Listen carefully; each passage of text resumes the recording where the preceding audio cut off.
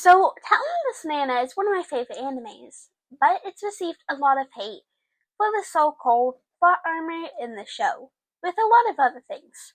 But since this is one of my favorite animes, I want to make it in defense of.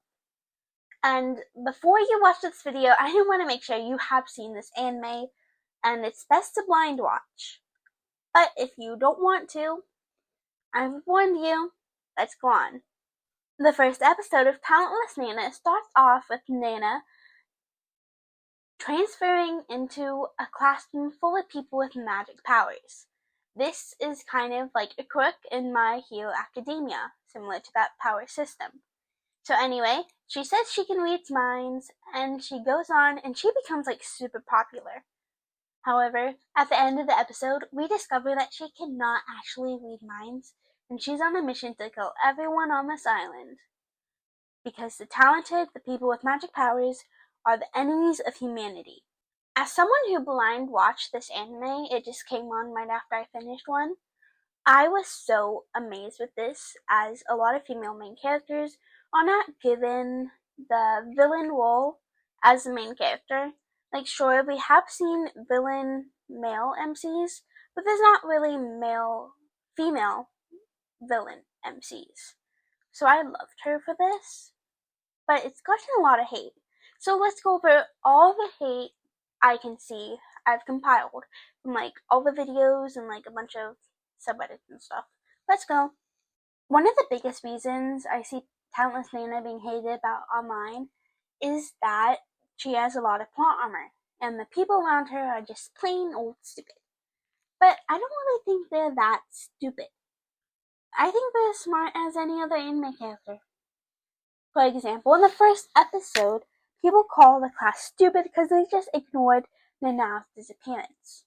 But if you just watched a few more episodes, you would learn it's very common for a lot of people to skip class because they have this ego built up because they have magic powers that they don't need to go to school. There's a lot of characters that are shown to skip class a lot.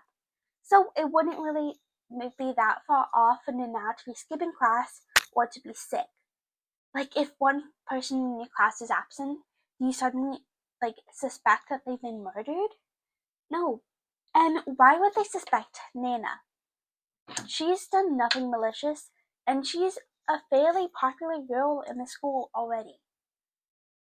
Like, of course she was nice to Nana, but wouldn't you think, if you were told, like, a popular girl, you're not going to just suspect her just because she was nice to the person that was missing. Because she was nice to everyone. And also, no one really cares about Now in the classroom. Like, it's shown in the first episode that he has, no friends. So why would anyone go any further into investigating it? Other than Koya, who did, and he noticed that Nana probably did it. But he doesn't really have any evidence, because there is none, other than the watch. So what are they supposed to do? They're not going to suspect one person who's hanging out with the class loner just because she's popular. And for all they know, they think this island is monitored by the government. So in order for Nana to take down Nana, they would need to think that Nana has a different talent, different power. But earlier they were proven that Nana has the ability to read minds.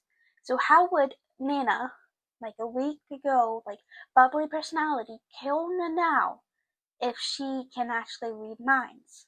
It just doesn't really make sense, and given the information they were given, and with their narcissism and all the personality traits, it's kind of basic for them to not suspect Nana, especially with how she's been acting.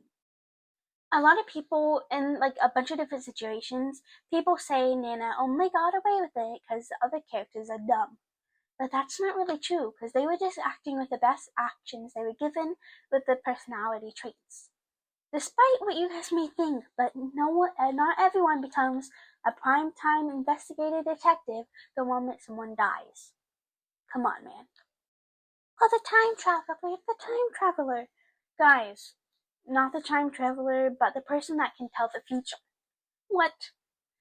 He already knows, he was proven to himself, it's set a core thing in his mind, that you cannot change the future. So why would he convict Nana in the last few days of he knows he's gonna die? Why would he tell on Nana? Because he knows he's gonna die. So what would be him to gain in telling on Nana? This guy, he has like a huge ego, the size of Elvina, and you think he would tell on Nana just so he looks like a little wimp because Nana's gonna kill him. The bubbly, popular girl is gonna kill this guy. How would that make him look to the other classmates with his given ego? So it makes sense for his actions. He would want to spend his last few days in comfort and peace, having Nana in his room because he knows Nana won't kill him in his room because he knows he's gonna die in the tool shed. And of course, him going to the tool shed is kind of stupid, but it's not that stupid because he thought he caught on to Nana's tricks and like he did everything. Like he thought he got into Nana's tricks with the whole clock thing and everything. So I don't know. He thought he was cool, and since he's like a huge narcissist, in case you haven't noticed, a lot of these kids on the show they have a large amount of narcissism because they have magic powers. As would anyone if they found out they were like 1% of the population that is gifted with magical powers. So, another thing people don't like about this anime is that they say Nana is an unlikable protagonist. I don't really think that was the point. Not all protagonists have to be likable. I feel like we're seriously lacking a bunch of unlikable protagonists in media, especially female ones, because they're often having to be perfect, nice, and always have good motivations. Come on. That's why I like Talentless Nana so much, because it's like, it's one of the few times we have Nana, who is supposed to be like, we don't have some moral shell, like, covering it up. Like, she knows what she's doing, killing people. She knows that's not supposed to happen. Like, she knows. But watching her try to justify it to herself is part of the thrill you're supposed to get from it. Come on. Of course, and, like, I feel like that's part of the story. It's supposed to be, like, commentary on how someone can be brainwashed by the government. If you go deeper into the manga, it goes more into how Nana was brainwashed and everything, and it's like good commentary on this for military things. Like, it's a very unique commentary that you don't get often in media, especially with a female protagonist. And to be fair, a lot of what she is saying is true. Later in the manga, spoilers, it is found out that the enemies of humanity are indeed talented, because whenever they reach the age of like 20, they turn into the enemies of humanity who are like monsters and to kill a lot of people. So it doesn't make her actions justified, but it gives some sort of reason to why like killing these people makes sense to her. Especially if she thinks that her parents were killed by these monsters, and she's been brainwashed by the government since she was a child. It's very unique commentary, and you shouldn't pull back from the anime. Instead of a reason for this to be a negative point, it should be a positive point. Unlikable female protagonist, with a commentary on the military's expulsion of like a character or person. Like Nana, you're not supposed to root for her. You're supposed to watch her as she changes. And the anime does a good portrayal of this. Like, of course, I wish the anime was longer so that way we can go more in depth on it. But it does give you a good snippet. The way she slowly changes from Michiru. And how she slowly becomes a better person. You're not supposed to root for her. You're supposed to watch her journey as she changes. And like discovers that the government is kind of exploiting her. And like if the anime covered just one more chapter, a few more chapters after the anime from what it covered, I swear like it would show a lot more shift in Nana. Spoilers for the manga, but Nana gets a new assistant and she really holds off on killing people because Michiru's death made her realize that maybe she's being exploited and she doesn't want to work for the government anymore and all that stuff.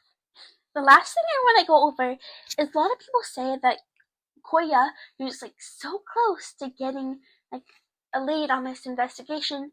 The next, he drops the investigation just to follow some other person who died.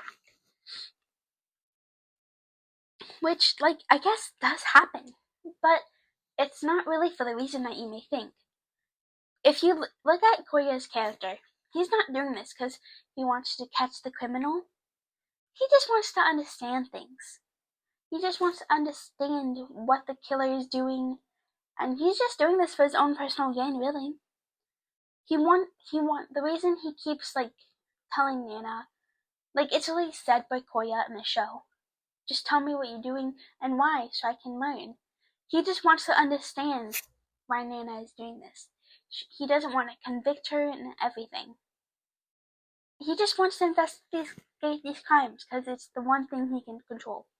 Spoilers for the manga, but we find out that Koya has severe memory loss, and he has a bunch of journals where he writes things down because his weakness is that he forgets things. So him wanting to understand everything in the present so he can write it down and everything makes sense for his character. His motivation isn't that he wants to catch Nana, it's that he wants to understand her and understand the killer, and he just doesn't really want anyone to die, but he doesn't really care that much, to be honest. Like, it's shown that he doesn't really care about the people. You just have to understand the characters. A lot of these things, accusatories by the audience of talentless Nana, it's just people failing to understand the characters. And if you read the manga, you'll get a better help, like, of what the characters are like, and it's a lot deeper. So, I wish people understood talentless Nana just a bit more like I do. Well, I guess that's a bit narcissist of me, but I wish people tried to understand a bit more instead of calling this logic gaps and dense characters. Because although these characters might be tropey, it's played in a way which makes it a good anime. And honestly, it's one of my favorite animes of all time. I had to read the manga for it, binged it all. So good. And it recently ended too. Well, bye bye.